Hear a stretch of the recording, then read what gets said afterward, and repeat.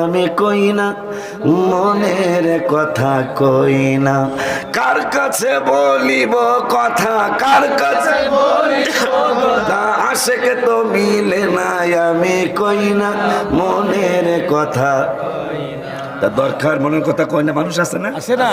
এই যে কইতাছে একটু একটু কই বাবা জান আমার না নাত করে গোলা নাই তো আজকে বোঝে না বেটারা, বলতে বোঝে না বেটারা, বেটারা সারা জীবনেই তো কয় কি আরো আছে না আরে আব্বারে কি জানি কইলাম মনের কথা। হ্যাঁ মনের কথা কই সোলাকিয়া ও জেহাদ। দেখেন 10 পারার 9 পৃষ্ঠায় আল্লাহ আমাদেরকে কি নির্দেশ দিলেন দেখেন। এরা জেহাদের ডাক দেয় আল্লাহর পরে, আল্লাহকে না, আমার পরে রসুল, রসুলের পরে জেহাদ।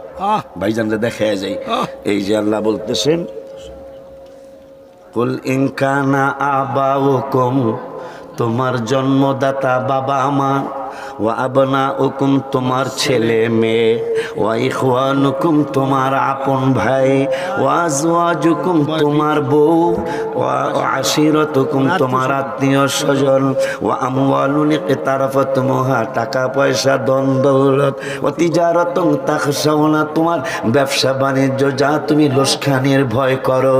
এরপরে বললেন ওয়া মাসাকিনুত তারদাউনাহা, হায় হায় তোমার বাড়িঘর যা তুমি পছন্দ করো।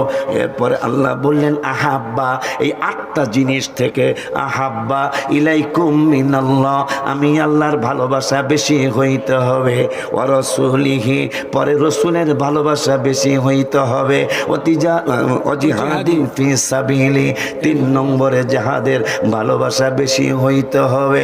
আল্লাহ বলল আমার পরে রসুল, রসুলের পরে জিহাদ। এই বড় বড় ইসলামী দলের ভাইরা আপনাকে গালি দেয়নি, ভাই বলেছি, আমি আপনাদের ভাই আপনারাও আমার ভাই। বলে হুজুর কেমনে গো? যেহেতু আবু সুফিয়ান রাদিয়াল্লাহু তাআলা প্রথম জীবনে আমার হাবিবুল্লাহরে চিনে নাই, এই জন্য করে ভাই কই আমি। ওমর ফারুক আজম রাদিয়াল্লাহু তাআলা প্রথম জীবনে হাবিবুল্লাহরে চিনে নাই। যেই দিন চিনেছে কয় নবী গো আর কোনো কথা শুনবো না, আগে কালেমা পড়ান তারপরে কথা মোবারক শুনবো। আবু সুফিয়ান রাদিয়াল্লাহু তাআলা তিনি আবু জাহেলের চেয়ে বড় লিডার। তার মেয়ে হাফসা, তার মেয়ে উম্মে হাবিবা রাদিয়াল্লাহু তাআলা আমাদের মা।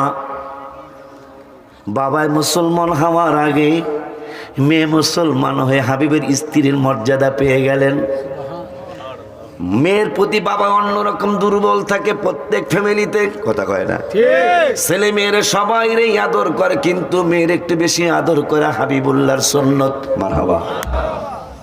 এই জন্য মেয়েরা বাবার কই যায় ভাই বেড়া, হ্যাঁ বসো, আমি ওয়াজ করবো সংক্ষিপ্ত, আজকে শুরু করলাম আর কি, সামনের বছরে ডেট দিলাম, এই ডেটের অনুযায়ী কোনো লড়াচড়া করিস না বেটা, কারণ আমাদের কিনিয়া 2টা গ্রুপ হয়ে গেছে। কয়টা? 2টা।